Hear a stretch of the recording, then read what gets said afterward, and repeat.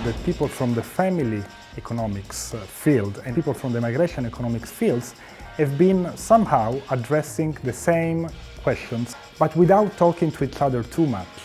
So what I think is really important is to put people from these two fields to talk to each other and try to have a more global approach in answering the big questions that are related to the economics of the family and the economics of migration.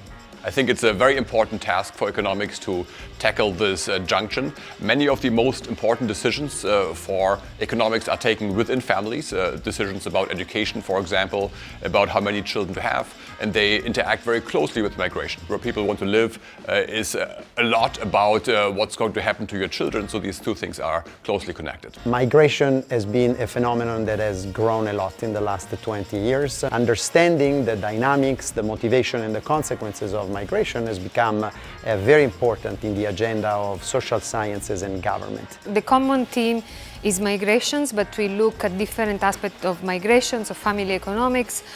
Some people work more on the labor side, some people like me more on the political economy side.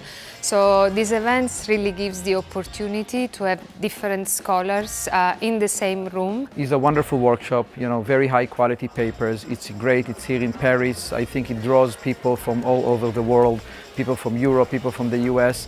It kind of shows us how many problems have many similarities between across countries, and also brings people from across fields. And so I think it's great. I mean, I loved it, how it combines family economics, immigration economics. I think it's the way to go, especially if we think that we have the chance here to interact, engage and stimulate further research. So I'm looking forward to a continuation of these workshops.